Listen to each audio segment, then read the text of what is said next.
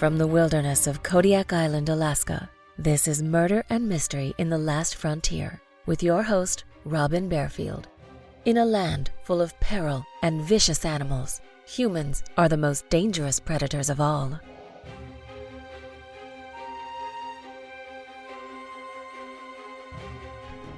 This episode covers the 1987 murders of a mother and her two daughters. This crime angered and terrified Anchorage residents, and they wondered who could commit such a brutal act, and would he strike again?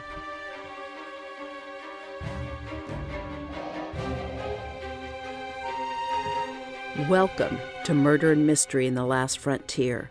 I'm your host, Robin Barefield, and I am broadcasting from the middle of the Kodiak National Wildlife Refuge on Kodiak Island in Alaska.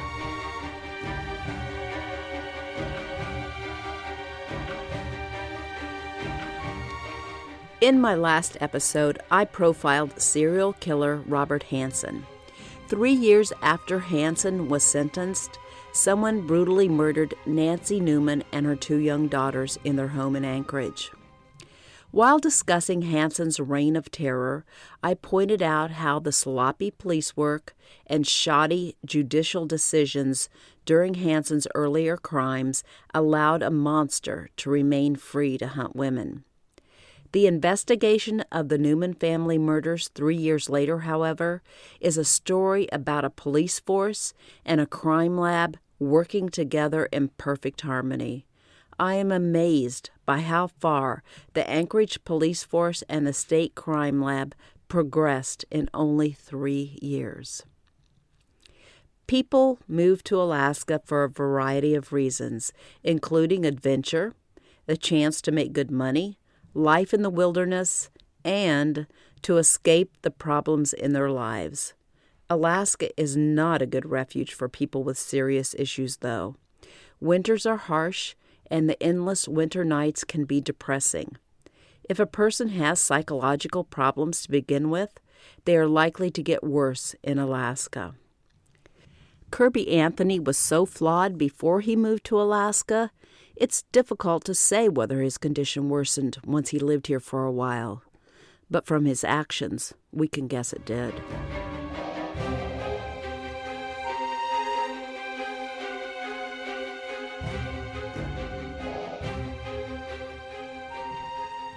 Nancy Newman and her sister, Cheryl Chapman, were waitresses at Gwinnie's, a popular Anchorage restaurant still in business today.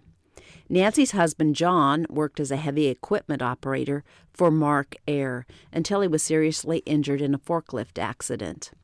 Workman's compensation paid to have him retrained in California as a locksmith, and he was in California at his training in March 1987.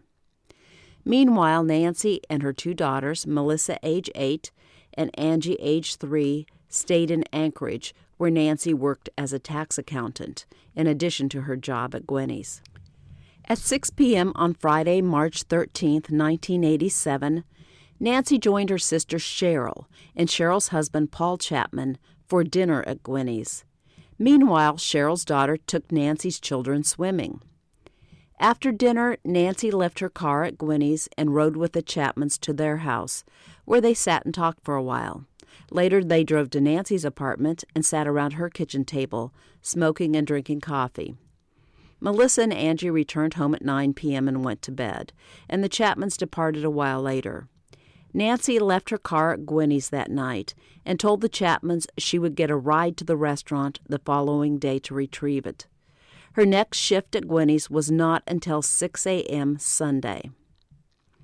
At 8 a.m. on Sunday, a ringing telephone startled the Chapmans awake. Nancy's boss at Gwinnie's apologized for calling so early, but said Nancy was 2 hours late for her shift, and her car was still parked at the restaurant. It hadn't been moved since Friday night.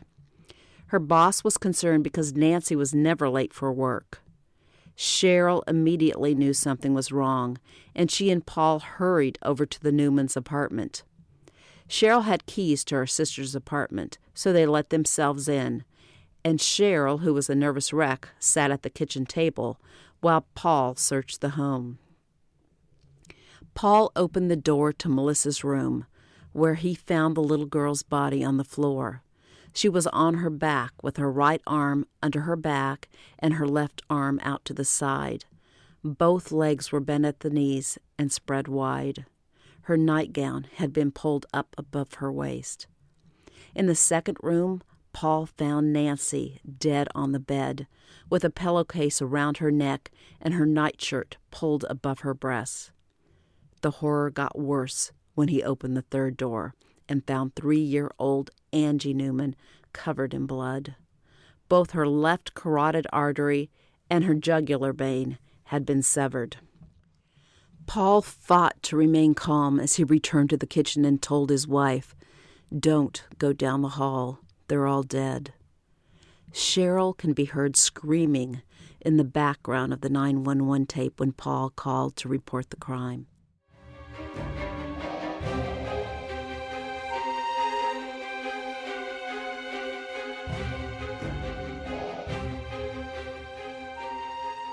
Detective Sergeant Mike Grimes, head of the homicide response team of the Anchorage Police Department, led the investigation into the Newman murders.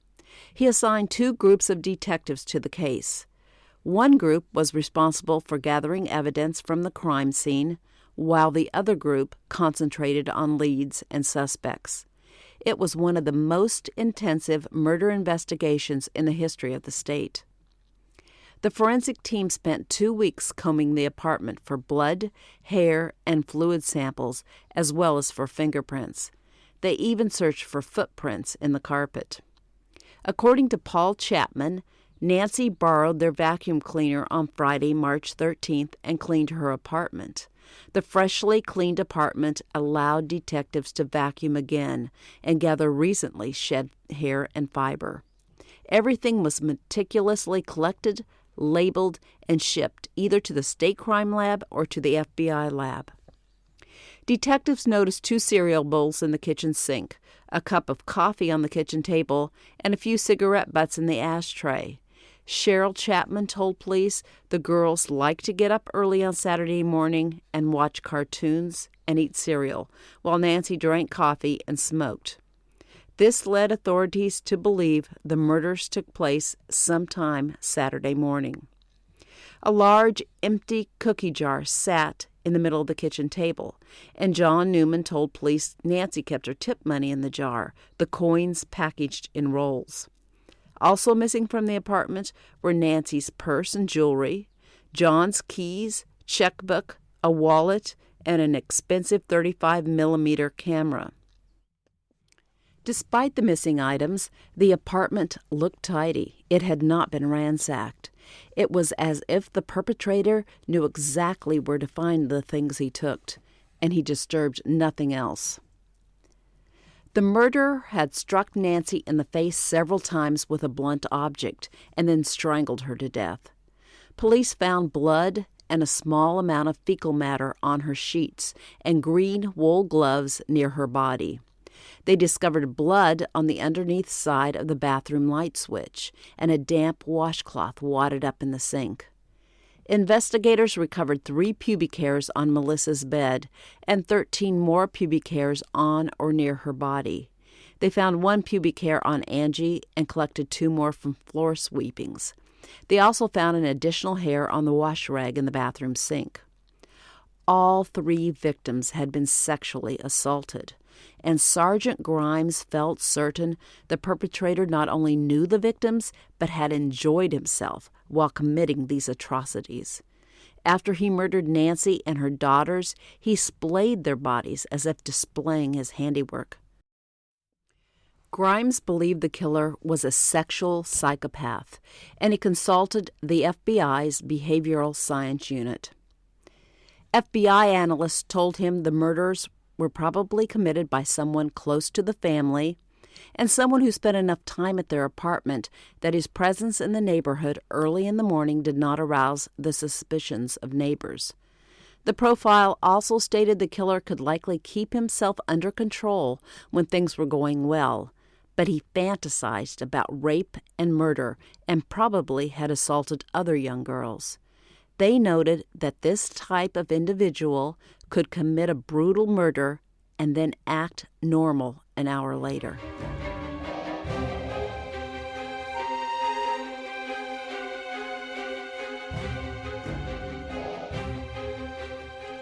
Police immediately suspected John Newman's nephew, 23-year-old Kirby Anthony. Anthony and his girlfriend moved to Anchorage from Twin Falls, Idaho in 1985, when authorities in Idaho accused him of raping and brutally beating a 12-year-old girl at a campground near Twin Falls. Prosecutors there never filed charges against Anthony because the young girl was the only witness to the crime, and she had been beaten so badly she was brain damaged and couldn't identify her attacker. Anthony denied raping and beating the girl, but a few years earlier, in 1982, he did confess to robbing an elderly wheelchair-bound woman in her house. Before he left the house, he tied her up and sprayed mace in her face. When he later withdrew his confession for robbing and assaulting the woman, prosecutors dismissed the case against him. Anthony was also arrested numerous times for burglary. When his problems escalated in Idaho, Anthony fled to Anchorage, where his Uncle John and Aunt Nancy Newman lived. He and his girlfriend stayed with the Newmans for a month in 1986 before taking jobs on a fishing boat in Dutch Harbor, Alaska. On board the Arctic Enterprise, Anthony's girlfriend broke up with him when she grew tired of his abusive behavior, and a short while later, Anthony was fired. 2 months after leaving Anchorage to work on the Arctic Enterprise, Kirby Anthony returned to Anchorage and took a taxi to Nancy Newman's apartment. By this time, John was in California training as a locksmith. Kirby asked Nancy if he could stay at her apartment for a while, and she reluctantly agreed. His volatile temper and drug use concerned her, and she didn't like having him around the girls.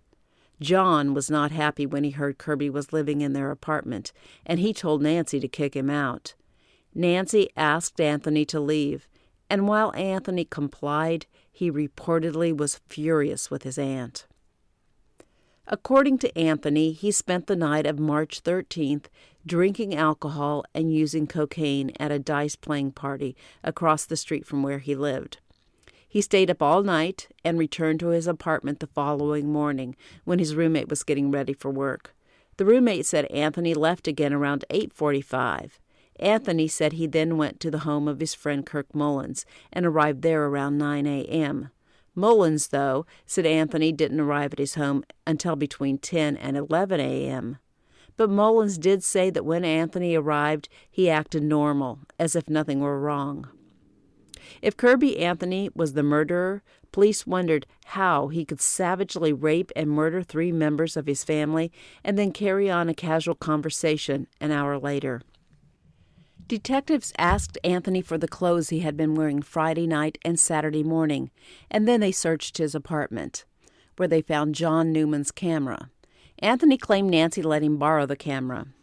The clothes they collected were fairly clean, but analysts found a drop of blood on his shoe and discovered a spot of feces on his shirt. Remember, this was back before the era of DNA analysis. The investigators determined the blood was human, but the sample yielded no other information. While the crime lab continued to run tests on the evidence, the Anchorage Police Task Force played mind games with Anthony. They sporadically tailed him, making sure he saw the tail, and 2 of the detectives talked to him frequently, playing good cop, bad cop with him. By April 15th, Anthony felt the pressure, and he climbed in his truck and fled for the Canadian border, asking his roommate not to tell the police where he'd gone. His roommate immediately called the Anchorage police, and authorities stopped Anthony at the Canadian border. Police brought Anthony back to Anchorage and arrested him for the murders of Nancy, Melissa, and Angie Newman.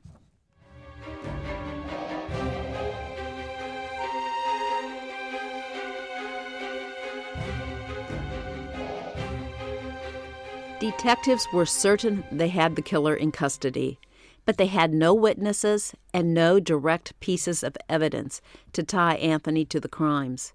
No murder weapon was found, nor were detectives lucky enough to find Anthony's bloody fingerprints in the apartment. The forensic evidence and its analysis would be key to Anthony's conviction. But Anthony had lived with the Newmans for several weeks, so there was an innocent explanation why his fingerprints were all over their apartment. However, there was not a good reason why his prints were found on the empty cookie jar where Nancy had stashed her tip money. After the murders, witnesses saw Anthony use rolls of coins to pay for things.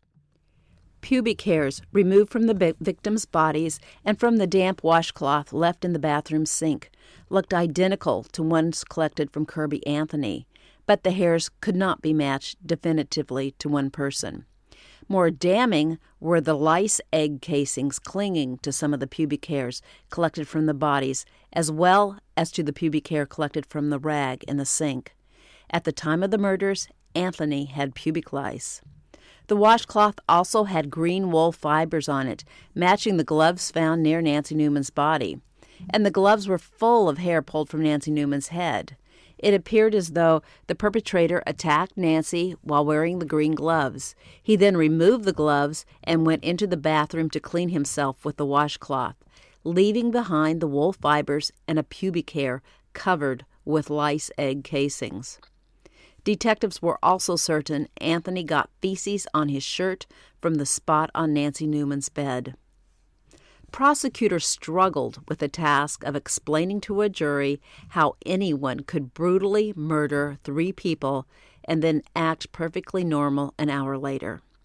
FBI agent John Douglas with the Behavioral Science Unit explained that the FBI categorizes acts such as those perpetrated against the Newman family as sex power killings. These premeditated acts are committed by a sane individual with a character disorder. While the perpetrator knows the difference between right and wrong, he doesn't care. He lacks a conscience. If he feels no remorse, there is no reason for him to act guilty after committing a brutal act. Once all the evidence was presented, the jury deliberated for 2 days before returning a verdict of guilty on all counts. Kirby Anthony's sentence was so long, he would not even be eligible for parole for 120 years. When pronouncing his sentence, the judge stated Kirby Anthony was the most dangerous offender ever to enter his courtroom. The Newman murders understandably outraged the city of Anchorage, and Kirby Anthony received numerous death threats. The crime even sparked a movement to reinstate the death penalty in Alaska, but the movement never gained traction. This case is an excellent example of how forensic evidence can be used to capture and convict a murderer. Thanks to the many hours crime scene investigators spent combing through the Newman apartment collecting evidence, prosecutors were able to build a strong circumstantial case and put Kirby Anthony behind bars where he belonged.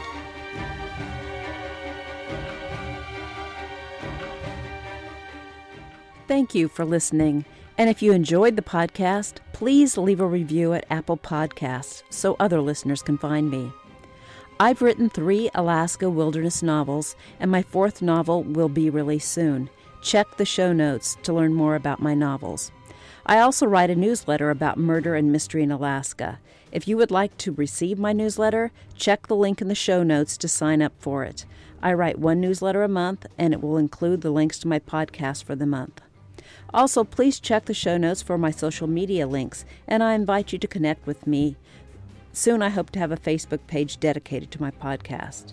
Thank you again, and I will see you next time with Murder and Mystery from the Last Frontier.